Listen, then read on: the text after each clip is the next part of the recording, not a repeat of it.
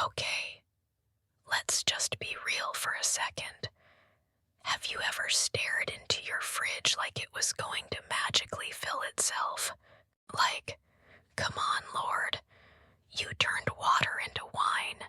Surely you can turn this ketchup bottle into a meal. Whether it's money, energy, motivation, or even faith, it's rough when you feel like you're running on empty. And sometimes it feels like God is just quiet, too quiet. I think we all go through seasons of lack, not just financially, but like emotionally drained, spiritually dry, relationship starved, peace deficient. You name it. You're doing your best. You're showing up.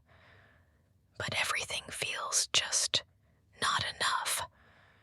And if you're anything like me, you probably started thinking, did I do something wrong?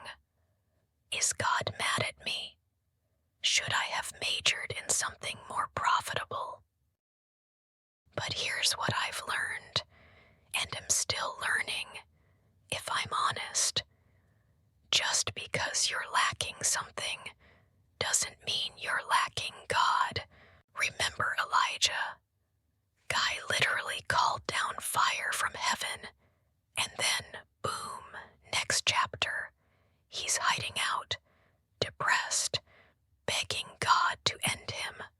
But God didn't roll his eyes. He didn't say, "Ugh, Elijah, I just did a miracle for you." Nope.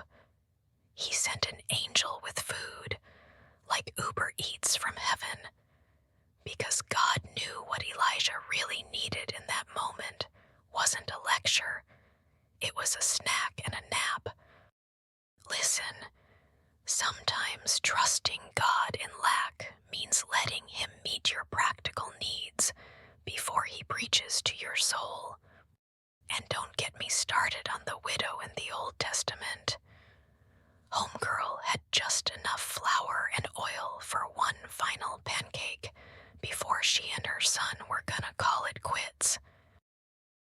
But God said, "Give it to the prophet first." Wait, what? The audacity. But she did it, and somehow her tiny stash never ran out.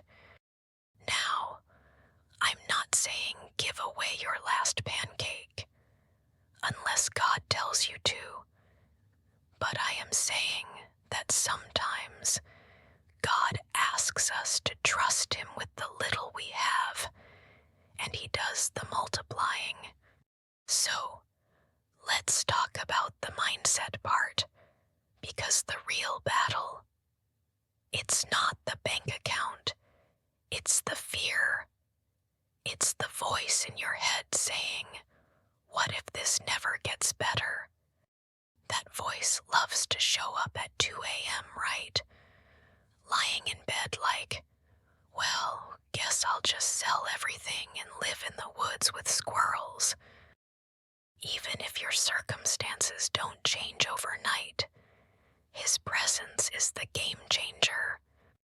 I've learned that trusting God in lack doesn't mean pretending everything's fine. It means saying, "God, I don't see the way out, but I know you do. I don't feel strong, but I know you are. I don't have enough, but I believe you are enough."